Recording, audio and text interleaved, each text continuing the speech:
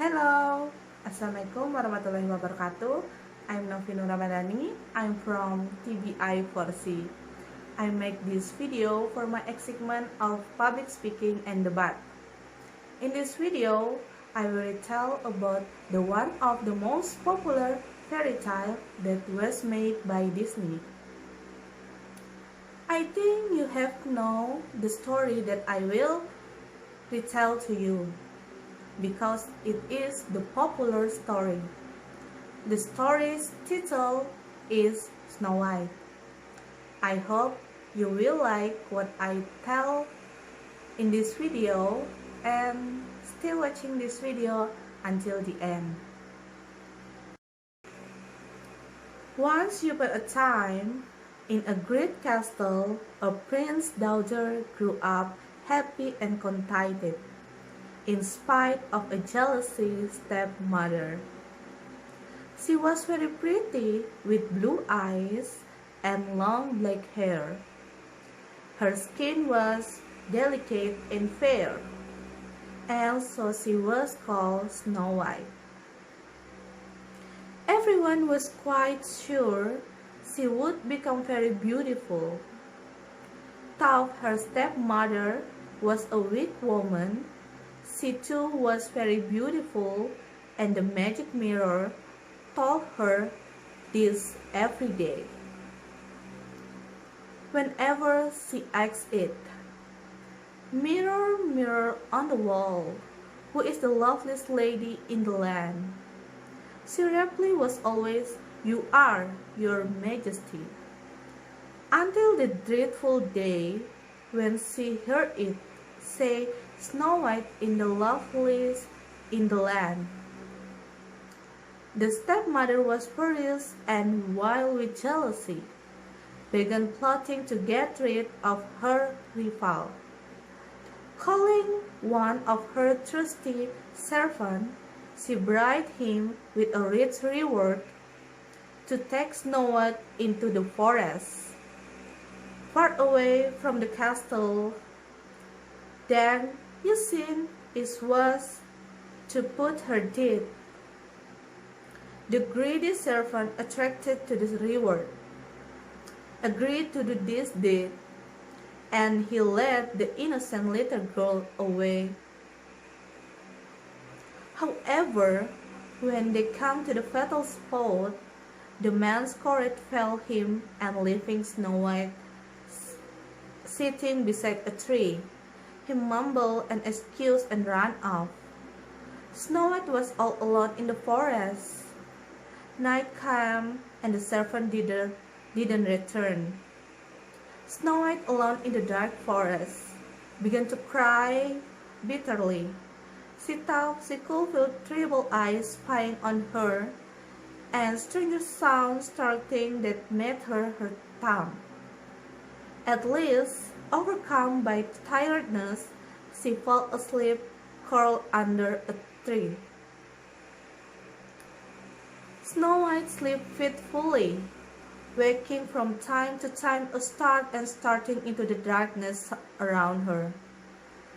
Several times, she thought she felt something or somebody touched her as she slept. At least then woke the forest the song of the birds, and Snow White too awoke. A whole world was stretching to life, and the little girl was glad to see how silly her fears had been. However, the trees were like a wall around her, and as she tried to find out where she was, she came upon a path. She walked alone, hopefully, and she walked till she came to a clearing. There stood a stranger cottage with a tiny door, tiny windows, and tiny chimney pot. Everything about the cottage was much thinner than it ought to be. Snow White pushed the door open. "I wonder who lives here," she said to herself, peeping around the kitchen. What tiny plates and spoon! There must be 7 of them. The table laid for the 7 people. Upstairs was the bedroom with 7 neat little beds. Going back to the kitchen, Snow White had an idea. I will make them something to eat. When they come home, they will be glad to find a meal ready. Towards dark, 17 men marched homeward singing. But when they opened the door, to their surprise they found a bowl of hot steaming soup on the table, and the whole house spick and span.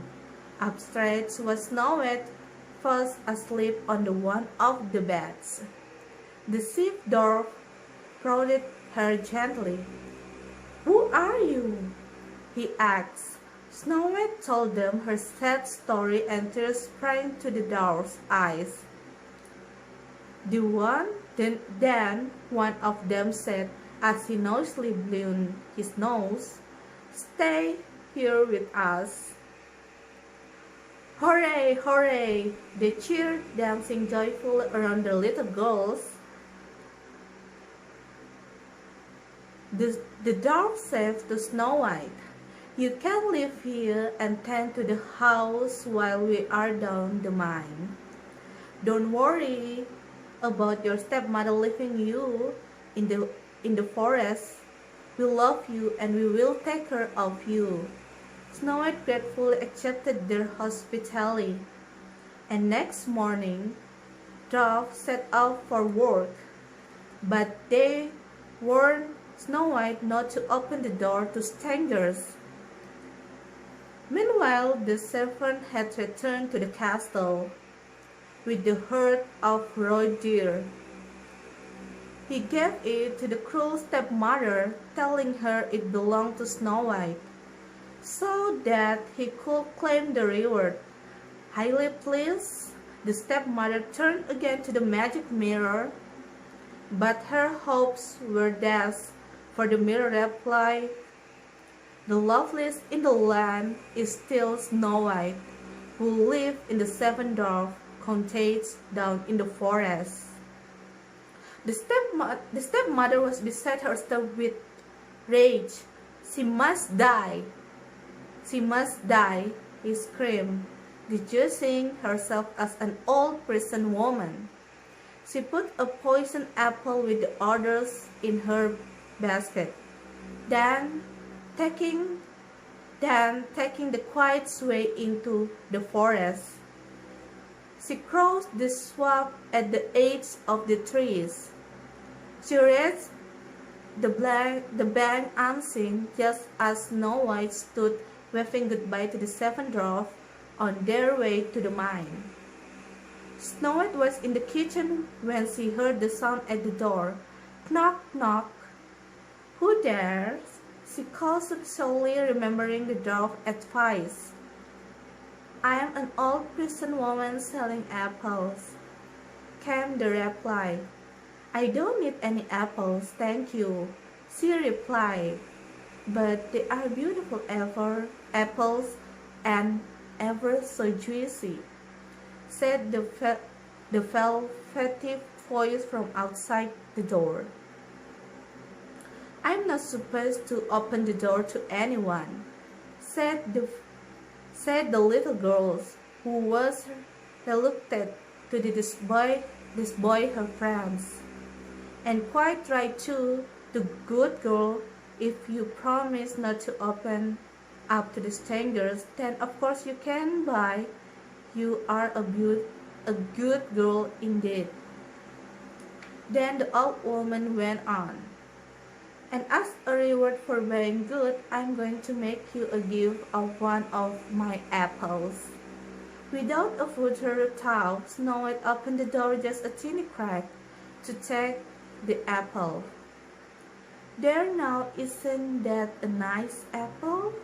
Snow White bit into the fruit, and as she did, fell into the ground in a fit. The effect of terrible poison left her lifeless instantaneously. Now chuckling evilly, the white stepmother hurried off. But as she ran back across the swamp, she tripped and fell into a quicksand. No one heard her cries for help, and she disappeared without a trace. Meanwhile, the dwarf came out of the mine to find the sky had grown dark and stormy. Loud thunder echoed through the valleys, and streaks of the lightning ripped the sky. Worried about Snow White, they ran as quickly as they could down the mountain to the cottage. There they found Snow White lying still lifeless, and the poisoned apple by her side. They did their best to bring her around, but it was no use. Each day they laid a flower there. Then one evening they discovered a stranger young man admired Snow White's lovely face through the glass. After listening to the story, the prince, who was a prince, made a suggestion. "Peculiar sleep, she's so lovely. I do love to kiss her." He did, and as taught by magic, the prince's kiss broke the spell. To everyone's astonishment, Snow White opened her eyes. She had amazingly come back to life. Now in love, the prince asked Snow White to marry him, and the dwarfs regularly had to say goodbye to the Snow White. From the day on, Snow White lived happily in the great castle, but from time to time she was drawn back to visit the little cottage down in the forest. This is the last story with happy ending of Snow White. Okay guys, that's all of me. I hope you like my video and like the story of the Snow White. It is the most popular story and I love it so much. So the last word for me, wassalamualaikum warahmatullahi wabarakatuh. Thank you for watching my video.